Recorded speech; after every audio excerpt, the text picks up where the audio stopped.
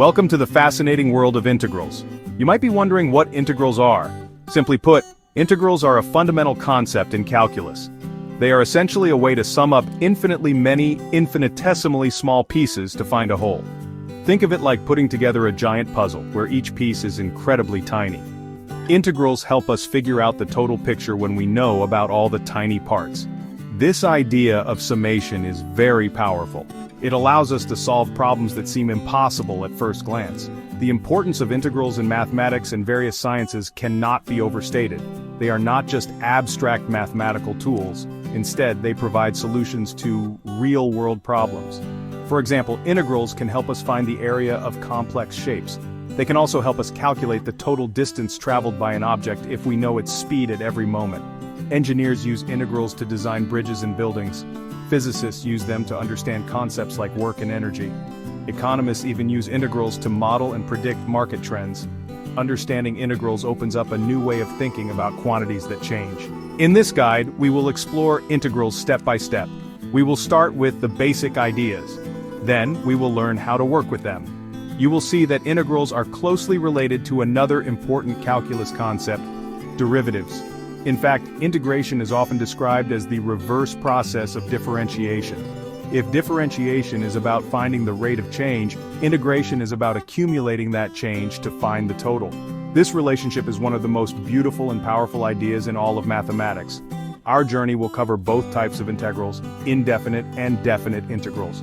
We will look at how to compute them. We will also explore the fundamental theorem of calculus, which connects derivatives and integrals. By the end, you should have a solid understanding of what integrals are. You will also see how they are used. Do not worry if it seems a bit daunting at first. We will break it down into manageable pieces.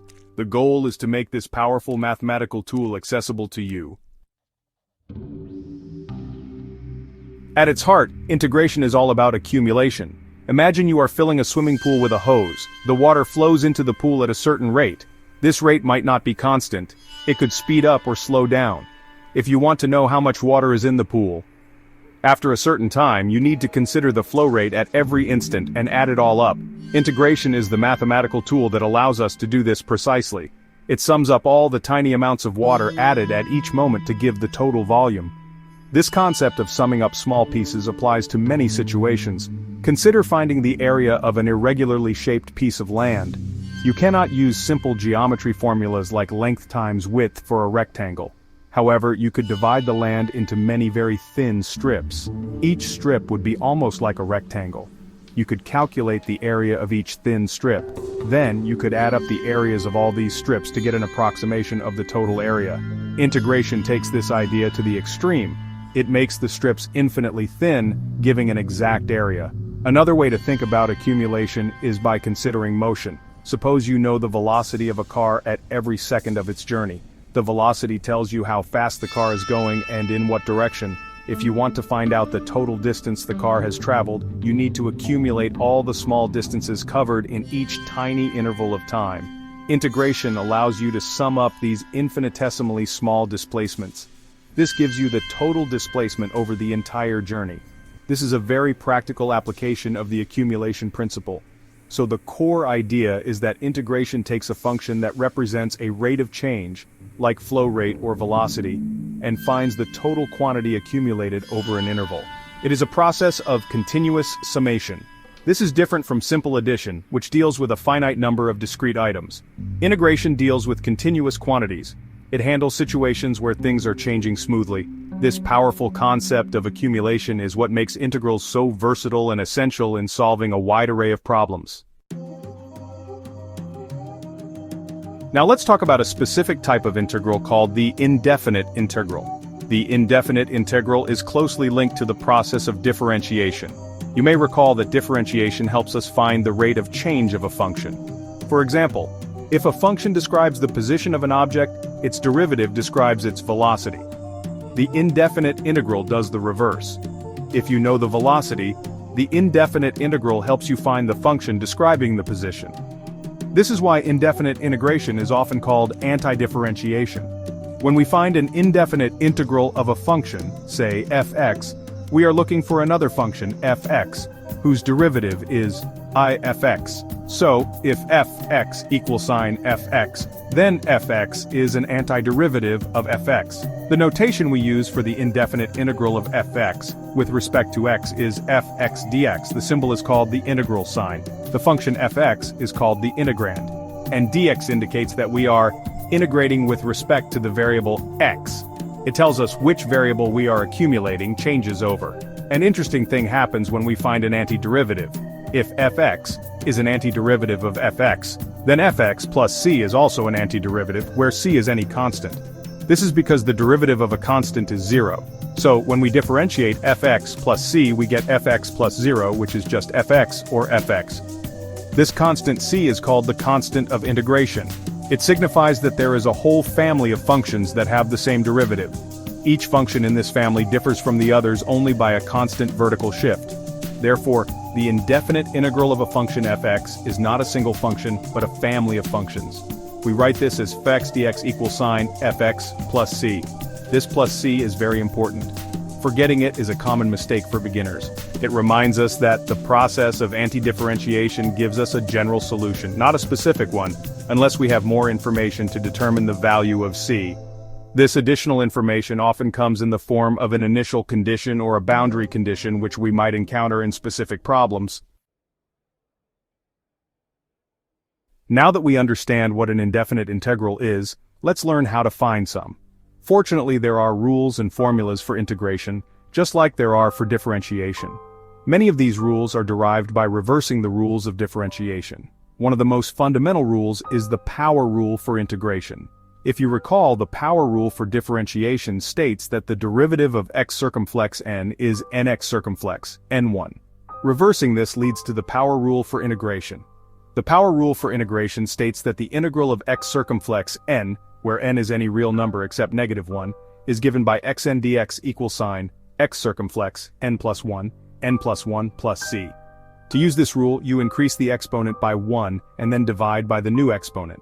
For example, to find the integral of x squared, you increase the exponent from 2 to 3 and then divide by 3.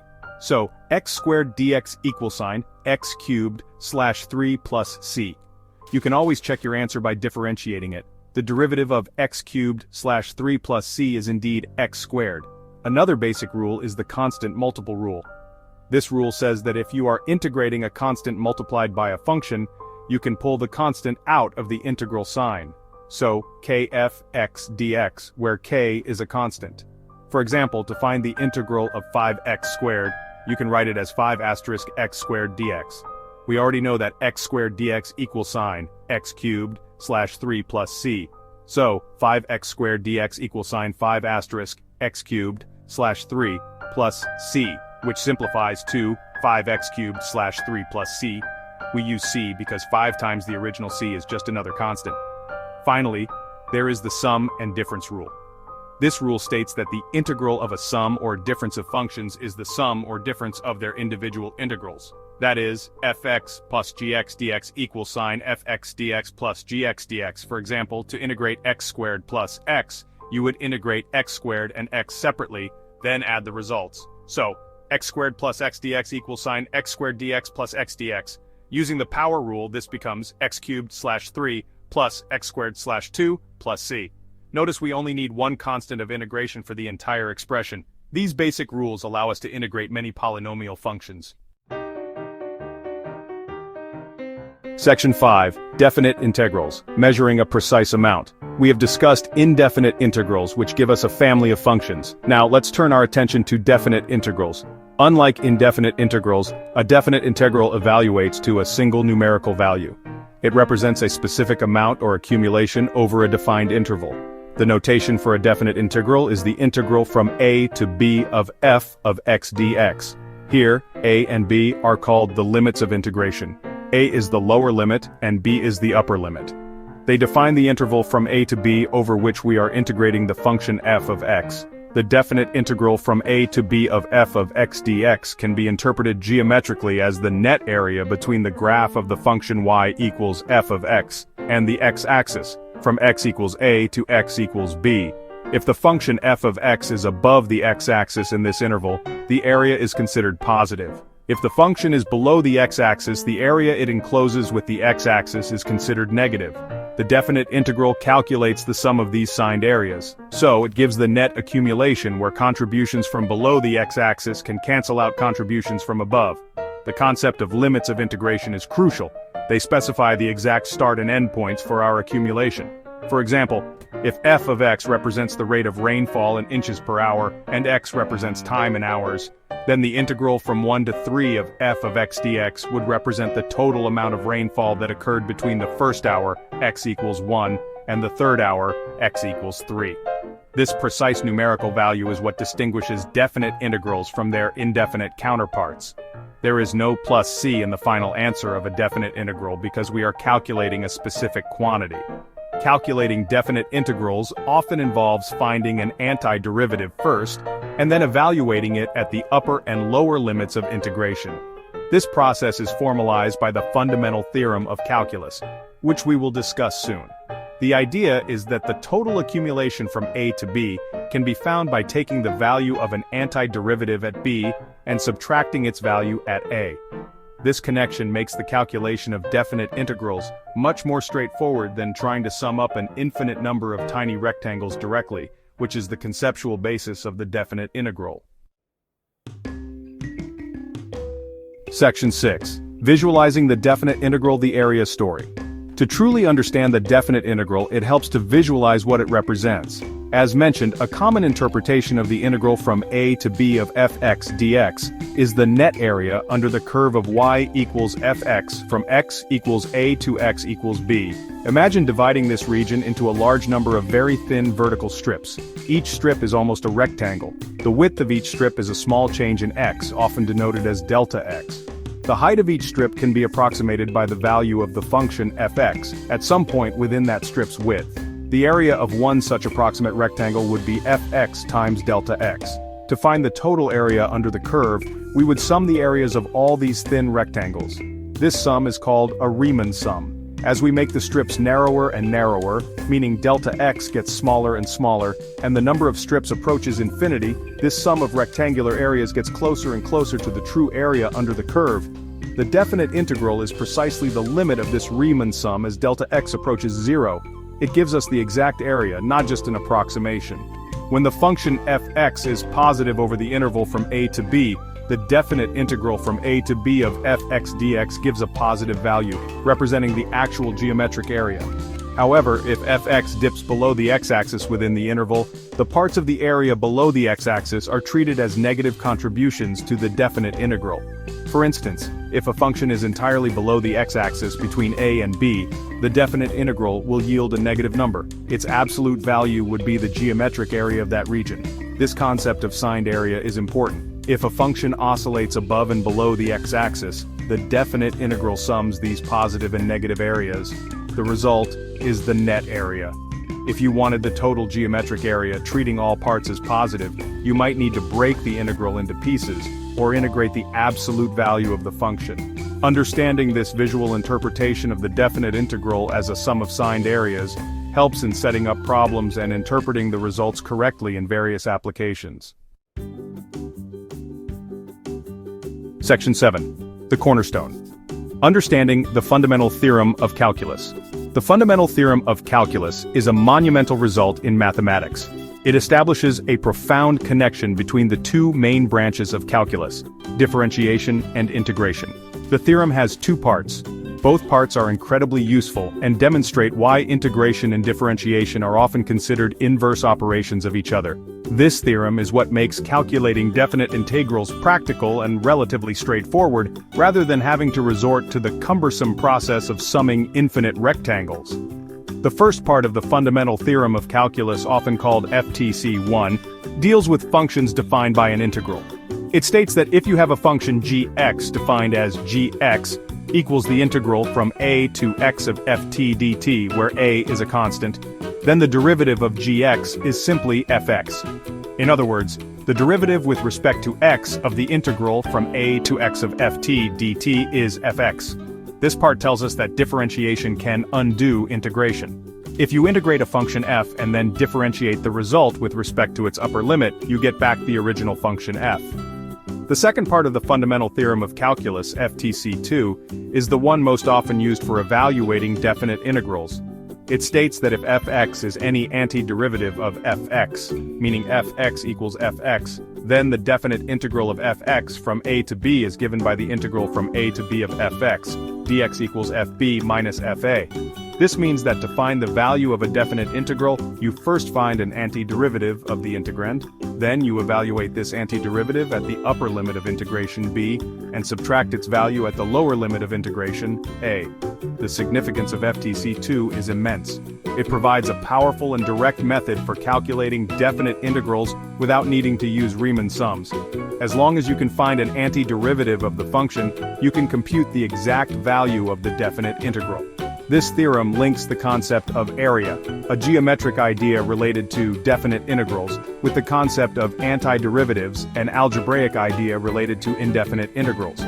It truly is the cornerstone that connects the different parts of calculus into a cohesive whole, revolutionizing how we approach problems involving accumulation.